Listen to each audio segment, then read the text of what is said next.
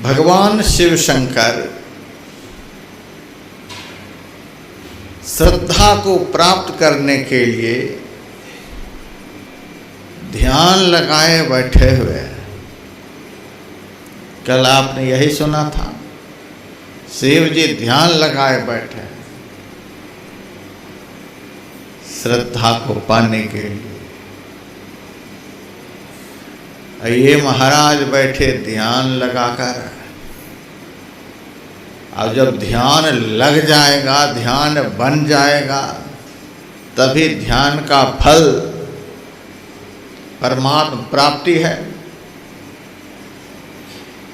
तो ध्यान लगकर रहे तब तो, ध्यान लगकर हमारे मन के अंदर जो विकार है वह टिकने नहीं देता, ध्यान लगकर रहने नहीं देता, विक्षेप पैदा कर देता है। तुलसीदास जी महाराज ने दोहावली में लिखा, जहाँ काम तहाँ राम नहीं, जहाँ राम नहीं काम, तुलसी कबहू ना टिकै, रवि रजनी एक ठाम। जिस मन में काम रहेगा उस मन से राम का भजन ठीक ठीक नहीं होगा। और जब मन में राम प्रवेश कर जाएगा तब उस मन में काम नहीं उत्पन्न होगा। इन दोनों में बड़ा भारी बैर है। भीतर में काम रहेगा तो राम का दर्शन नहीं होगा। साफ साफ बात। राम का दर्शन होने पर भीतर में काम नहीं रहेगा।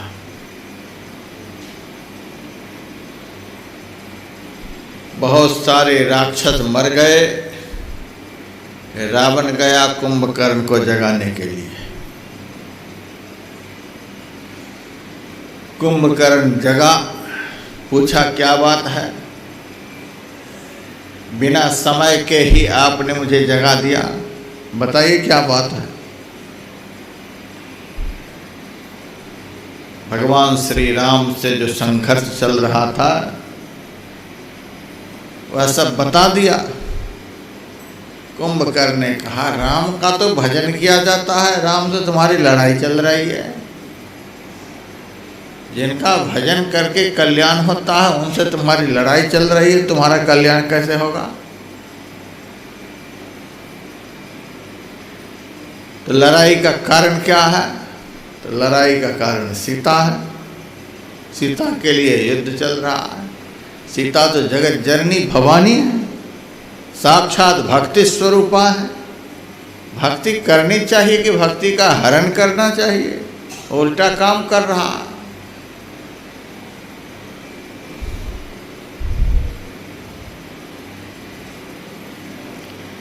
तो राम को पराजित करने के लिए, राम को बस में करने के लिए पहले सीता को बस में करना पड़ेगा। सीता तुम्हारे बस में है? कहा, सीता तो बस में हो ही नहीं रही है, महापतिव्रता नारी है, किसी पुरुष की तरफ देखती ही नहीं। कुंभकर्ण ने कहा, सीता को वश में किए बगैर तो राम को नहीं जीत पाओगे,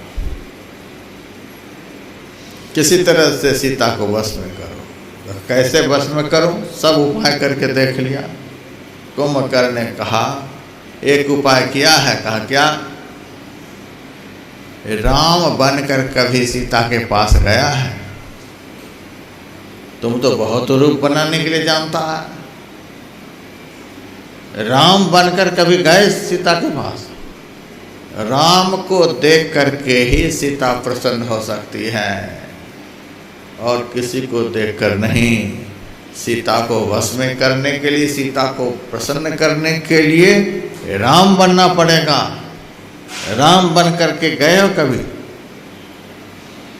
रावण ने कहा,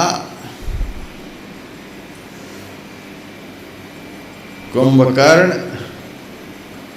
तुम्हारे सिर पर कितनी खोपड़ी है? कहा एक है। कहा तू मेरी तरफ देख, मेरे सिर पर कितनी खोपड़ी है? कहा 10 है। कहा तू एक खोपड़ी वाला हमको समझा रहा, हमारे सिर पर 10 खोपड़ी? इतना ज्ञान मेरे पास में है, तू हमको समझा रहा है? हम सब कुछ कर लिए हैं, क्या राम बनकर देखे हो? हाँ। तो राम बनने पर भी सीता भस्म नहीं हुई, ऐसा संभव नहीं।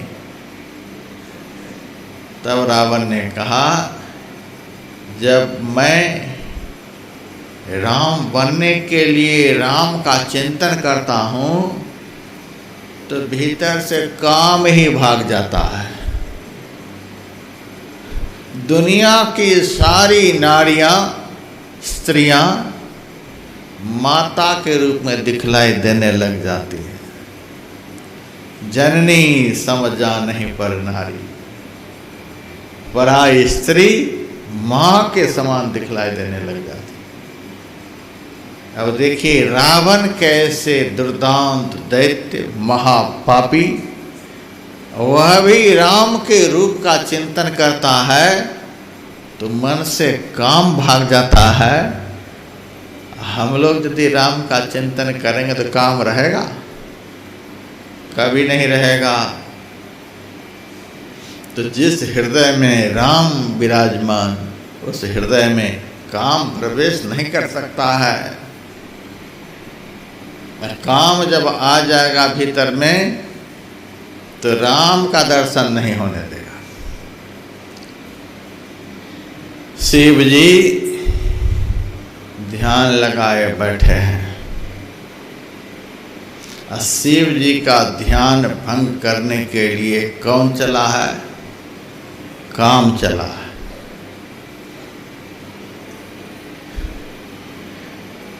क्रोध ध्यान को भंग नहीं कर सकता, लोभ ध्यान को भंग नहीं कर सकता, और भी जितने विकार हैं ध्यान को भंग नहीं कर सकता। ध्यान को भंग करने वाला, ध्यान को विचलित कर देने वाला यदि कोई विकार है तो उसी विकार का नाम काम है। इसीलिए कबीर साहब ने कहा, जोग ही जीता काम को सो जोगी बड़ सिद्ध, नहीं तो थोथी बात है घर घर फिरत असिद्ध। ध्यान को विचलित कर देने वाला, ध्यान को भंग कर देने वाला, ध्यान को तोड़ देने वाला यदि कोई पापी विकार है तो उसी विकार का नाम काम है। इसीलिए गीता में भगवान श्री कृष्ण ने अर्जुन से कहा था, जहि शत्रुम महाबाहो काम रूप दुरासदम। हे महाबाहो अर्जुन, तुम काम रूपी दुर्जय शत्रु को जीत लो। गीता में कहीं भी पितामह भीष्म को जीतने की बात नहीं आई है, कर्ण को जीतने की बात नहीं आई है। ये सब तो साधारण वीर हैं। सबसे बड़ा वीर काम विकार है, इसको दुर्जय कहा। भगवान बोल रहे हैं काम को दुर्जय। आदमी तो बोलता ही रहता है काम बड़ा पापी है। भगवान कृष्ण ने कहा, जहि शत्रु महाबाहो काम रूप दुरासदम। यह काम दुर्जय शत्रु है, इसको जीतना बहुत कठिन है। भर्तृहरि ने कहा, कंदर्प दर्प दल ने बिरला मनुष्या। कामदेव के घमंड को तोड़ देने वाला कोई बिरला ही पुरुष होता है। तो देवताओं ने भगवान शिव के ध्यान को भंग करने के लिए काम को भेजा। कामदेव आया शिव जी के पास। शिव जी को देखा ध्यान में बैठे हैं, अब कैसे इनके ध्यान को भंग किया जाए?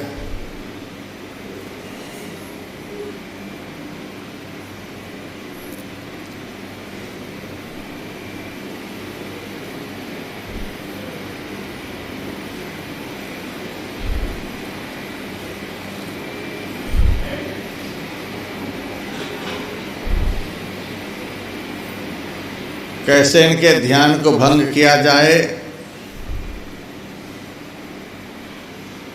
तो उन्होंने वातावरण बनाया। कामदेव की सेना है बसंत ऋतु। बसंत ऋतु का निर्माण किया,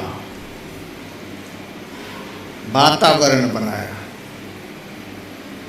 सांसारिक वातावरण यदि अनुकूल हो जाए तो काम को जीतना मुश्किल हो जाए। देखिए काम कैसे प्रभाव डालता है। ऐसे अटैक कर देगा तो आप पराजित कर देंगे। वह वातावरण बनाता है। खूब बढ़िया बढ़िया खाने को मिलेगा, खूब बढ़िया बढ़िया कपड़ा पहनने को मिलेगा, खूब बढ़िया बढ़िया मकान रहने के लिए मिलेगा, खूब बढ़िया नौकरी मिल जाएगी, खूब बढ़िया पद मिल जाएगा, खूब बढ़िया बढ़िया सब कुछ मिल जाएगा। बाह्य वातावरण बिल्कुल अनुकूल हो जाए।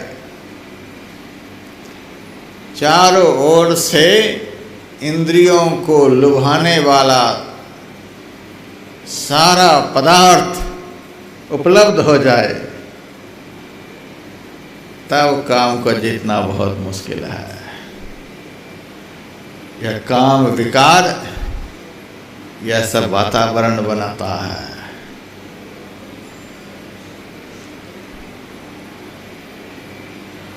रात में एक दो माइयाँ कहने के लिए आई, महाराज जहाँ निवास दिए हो वहाँ मच्छर बहुत लग रहा है।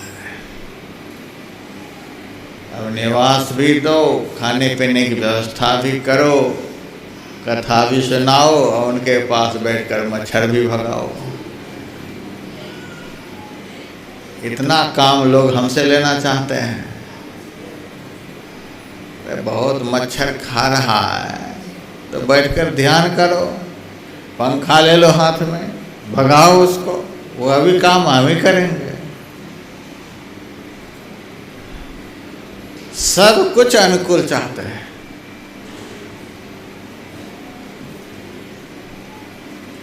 कहावत है, परदेश कलेश नरेशहु को। प्रदेश में तो राजा को भी क्लेश होता है, दुख होता है। भगवान राम भी जब अयोध्या से निकले तो उनको भी जीवन में कष्ट हुआ। भगवान कृष्ण जब निकले तो उनको भी कष्ट हुआ है। अपने घर से बेघर होने पर तो भगवान को भी कष्ट होता है और आपको मच्छर खा रहा है। खाने की अनुकूलता, पहनने की अनुकूलता, रहने की अनुकूलता, ये बाह्य सारी अनुकूलताएं प्राप्त हो जाए तो आप विकारों से बच नहीं पाएंगे।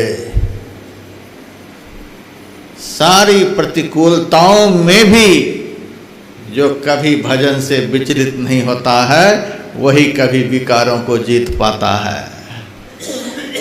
हम अपने परमाराध्य गुरुदेव के चरित्र को रोज पढ़ते हैं। कितनी प्रतिकूलताओं के बीच ये परमहंस की गति को प्राप्त किए हैं, आप पढ़कर देख सकते हैं।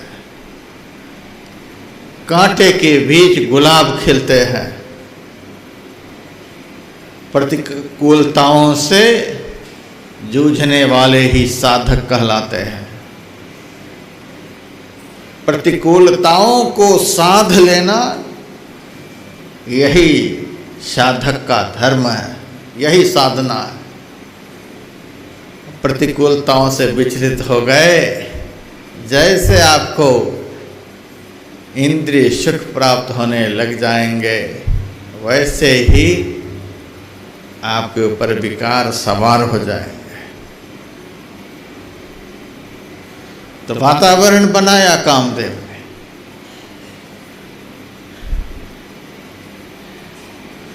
लेकिन जब ध्यान बनने लग जाता है, ध्यान लगने लग जाता है, बाह्य अनुकूलता का उसके ऊपर असर नहीं होता है।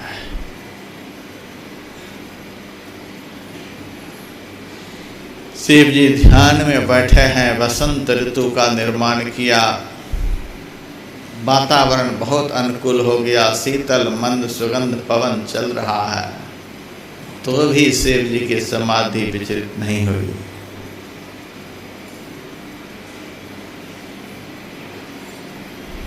उसके बाद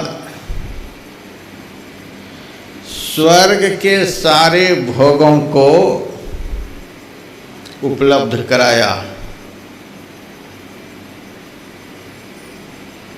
जो भोग से कभी विचलित नहीं होगा, भोग को देखकर चलायमान नहीं होगा, उनके भीतर में काम कभी प्रवेश नहीं कर पाएगा।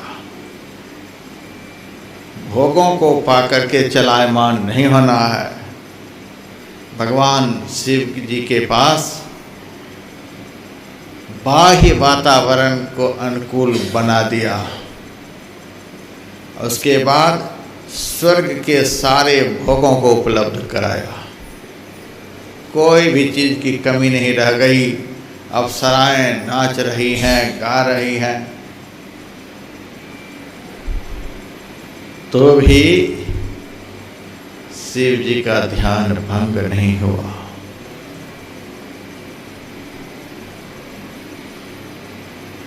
अब कामदेव ने सोचा,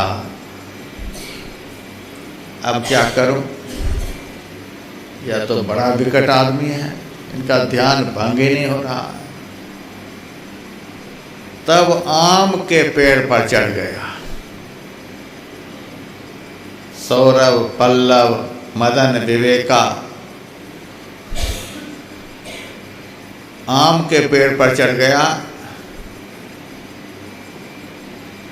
आम को रसाल फल भी कहा जाता है, रस से भरा हुआ फल। आम पेड़ पर चढ़ गया।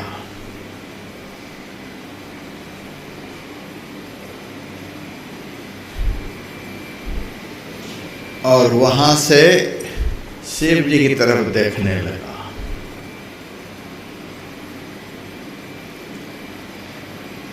कामदेव के मन में है, इस फल की तरफ देखेगा तो जरूर इनका मन विचलित हो जाएगा। ये रसाल फल क्या है? जीभ का स्वाद। जीभ को रसना भी कहा जाता है। जीभ के स्वाद के बस में जो पड़ जाएंगे, वे काम को कभी नहीं जीत पाएंगे।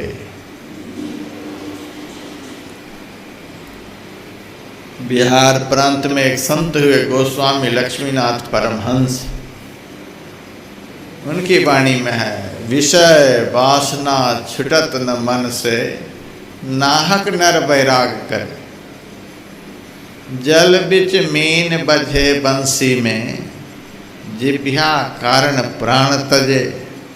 सो रसना बस कियो न जोगी, नाहक इंद्री साधी मरे।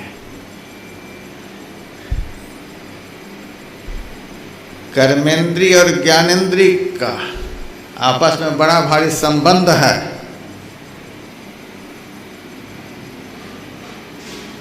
कान जो है ज्ञानेंद्री है,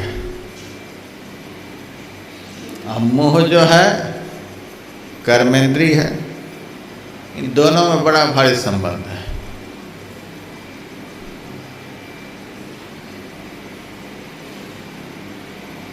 उसके बाद आँख को देखिए, आँख ज्ञानेंद्रिय है और पैर कर्मेंद्रिय है। दोनों का आपस में बड़ा भारी संबंध है। चलता है पैर, रास्ता दिखलाती है आँख, बड़ा भारी संबंध है। नासिका ज्ञानेंद्रिय है और गुदा कर्मेंद्रिय है। दोनों में आपस में बड़ा मेल है।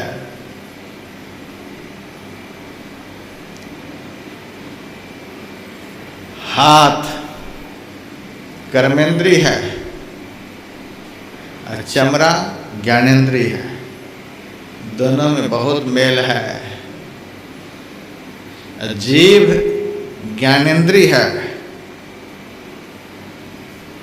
और उपस्थ कर्मेंद्रिय है।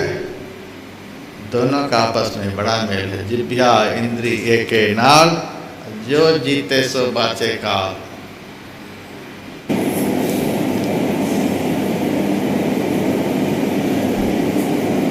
रसाल शब्द से संकेत मिलता है सुंदर स्वाद से। सुंदर स्वाद के वशीभूत जो हो जाएंगे। बढ़िया बढ़िया खाने को मिले, थोड़ा भी नमक कम पड़ जाए तो मन छटपटाने लग जाए, थोड़ी सी हल्दी कम पड़ जाए, थोड़ा सा मिर्च कम पड़ जाए। स्वाद के वश में जैसे ही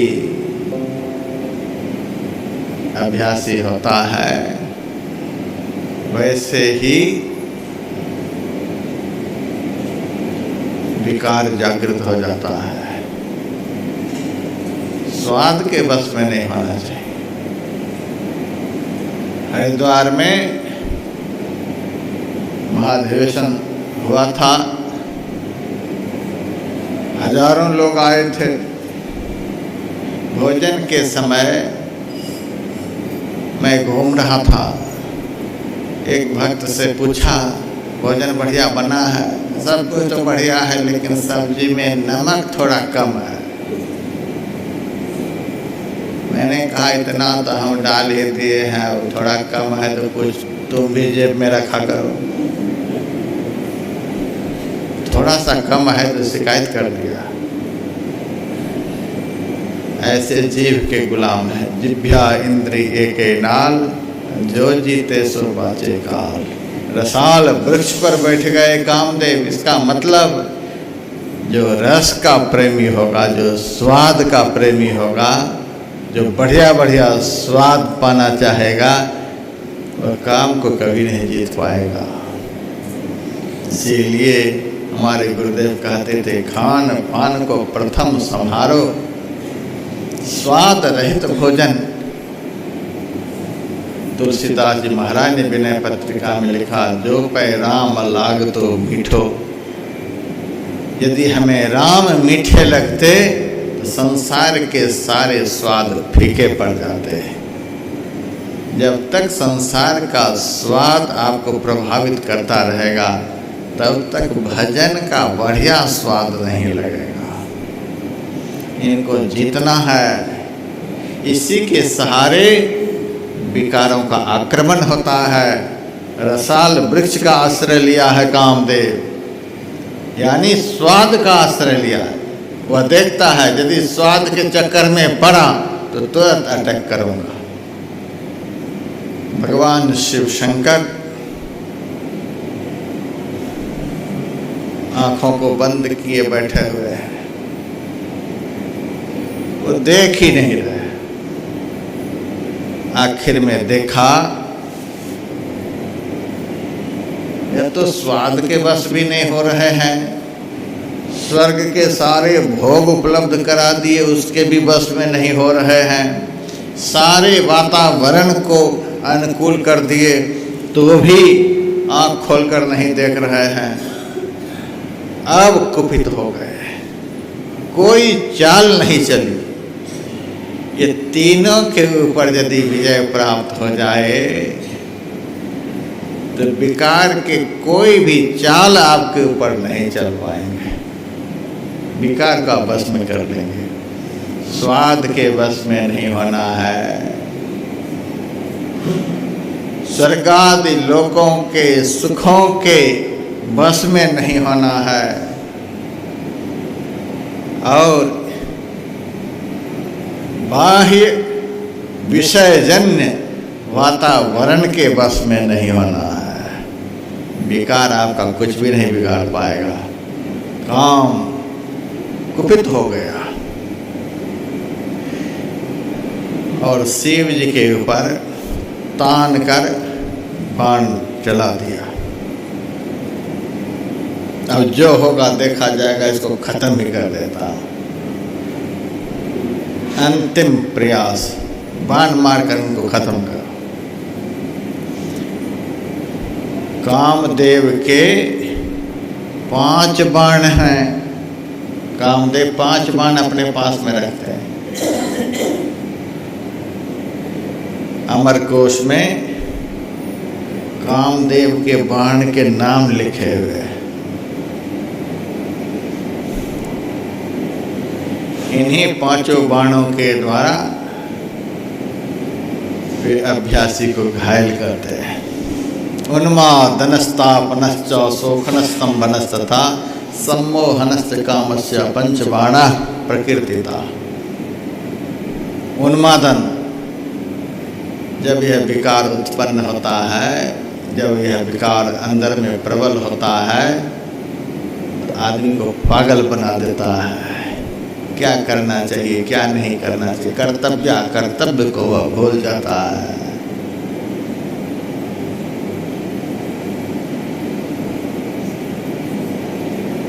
एक प्रकार की गर्मी को अंदर में पैदा कर देता है, शरीर को तपा देता है, वह छटपटाने लग जाता है, विकार को शांत करने के लिए वह आकुल व्याकुल होने लग जाता है। शोषण, सारे ज्ञान ध्यान का शोषण कर लेता है। गीता का ज्ञान गीता में ही और पुराण का ज्ञान पुराण में ही। सदग्रंथ पर्वत कंदरनि मह जायत ही अवसर दुरे। सदग्रंथ के सारे ज्ञान जब काम विकार प्रबल होता है, जायत ही अवसर दुरे, पर्वत के कंदरा में जाकर के छिप जाते हैं। सारे ज्ञान का आदमी खो देता है, शोषण कर लेता है समग्र ज्ञान। ज्ञान विवेक बुद्धि काम नहीं करती।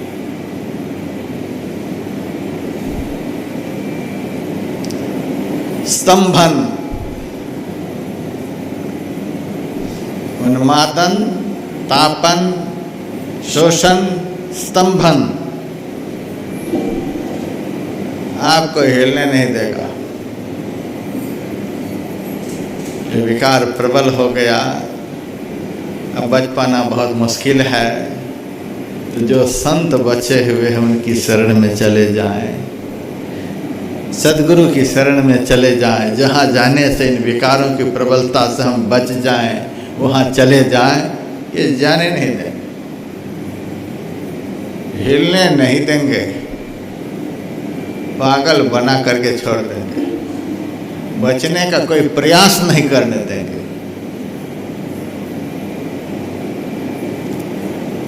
अब 5वां बाण का नाम है सम्मोहन। इस कदर मोहित कर लेगा, न राम सुहाएगा, न कृष्ण सुहाएगा, न गुरु, न गीता, कुछ भी नहीं। बुरी तरह से मोहित कर लेता है। ये 5 बाण हैं। ये सब यदि अंदर में होने लग जाएं तो समझिए ये बाण चल गया है। रास्ता बता रहा हूँ, ये 5 में से एक भी अंदर में होने लग जाए समझ जाइए कि बाण चल चुका है। अब भागो। जो लगे हुए बाण को हृदय से निकाल सकें, ऐसे सदगुरु की शरण में भागो। पांचों चोर सदा मग रोकत, इनसों कर छुटकारी। सतगुरु नायक के संग मिल चल, लूट सके नहीं धारी। मनवा राम के व्यापारी। सदगुरु की शरण में भागो, संत की शरण में भागो, जो काम के बाण से बचा पाएंगे। जिनको ये बाण नहीं लगे हैं, न लग सकते हैं, वे ही आपको बचा सकते हैं।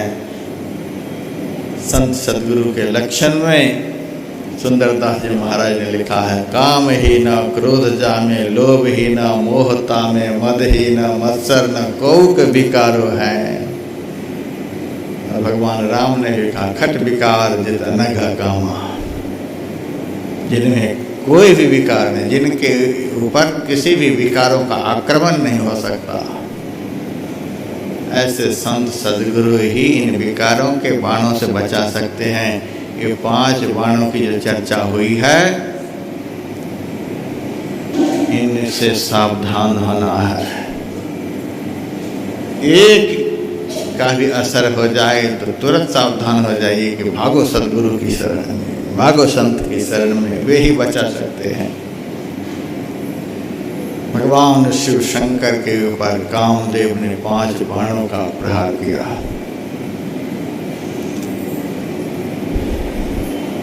ध्यान तो शिव जी का विचलित नहीं कर सका। अब शिव जी भी मन ही मन सोचते हैं, सठंग साठंग समाचार। इस पापी ने देख लिया कि सारा प्रयास करने पर भी इनकी समाधि नहीं टूट रही है, तो भी प्रहार पर प्रहार किए जा रहा है। अब इसको खत्म कर देना ही अच्छा है। आंखों को खोल दिया और चारों तरफ देखने लगे। कामदेव कहीं नहीं दिखलाई दिया। कामदेव छिपा हुआ है, कहीं नहीं दिखलाई दिया। बाहर की दोनों आंखों से आप विकारों को नहीं देख पाएंगे। ये 2 आंख वाले कभी भी विकारों को नहीं देख पाएंगे। विकारों को देखने के लिए, विकारों को पराजित करने के लिए जब तक तीसरी आंख का प्रयोग नहीं करेंगे, तब तक आप सफल नहीं होंगे। शिव जी चारों तरफ नजर फिरा कर देखते हैं, कहीं भी कोई नजर नहीं आ रहा। लेकिन शिव जी समझ गए कहीं जरूर है। इसका प्रहार पर प्रहार जब हो रहा है तो कहीं ये जरूर है। कामिनी के तन मन कहिए सघन बन, जो कोई जाए सो तो भूली हूँ परत है। सुंदर है गति कटी केहरी के भय जामे, बेणी काली नागनी सो फणी को धरत है। कूच है पहाड़ जहाँ काम चोर बसे तहाँ, साध के कटाक्ष बाण प्राण को हरत है। सुंदर कहत एक और डर जामे अति, राक्षसी बदन खाऊं खाऊं ही करत है।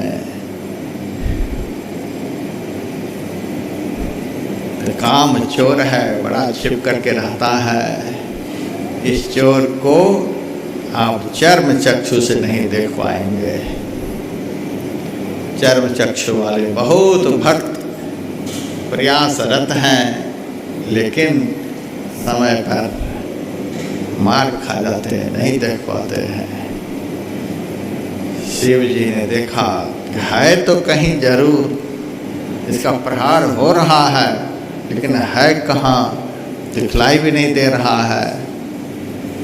अच्छा, तो छिप करके है। जिस आँख से कोई भी विकार छिप कर रह नहीं सकता, अब उस आँख का प्रयोग मैं करता हूँ। तब शिव तीसर नयन उघारा, चितवत काम भयो जरी छारा। शिव जी ने तीसरी आंखें खोल दी।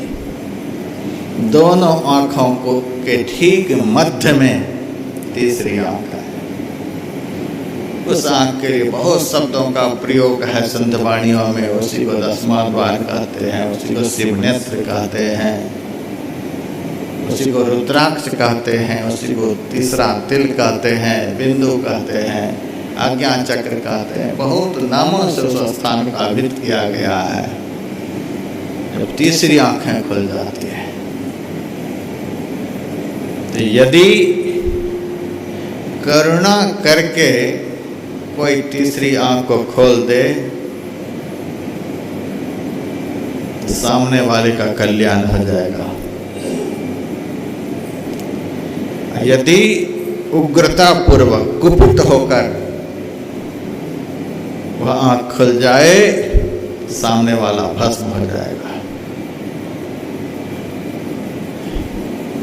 बहुत लोग मेरे पास आते हैं, महाराज अमेरिका ने इतना एटम बम बना लिया, इतने हथियार बना लिए, वे यदि चाह लेंगे तो 17 बार पृथ्वी को खत्म कर सकते हैं। रूस वाले ने इतना बम बना लिया, जापान वाले ने इतना कुछ कर लिया, वे चाहेंगे तो तुरंत धरती को खत्म कर देंगे। धरती को ये लोग खत्म कर देंगे? इन्होंने धरती को बनाई है। भारत में जब तक एक भी संत रहेंगे तब तक दुनिया की कोई ताकत धरती को खत्म नहीं कर सकते।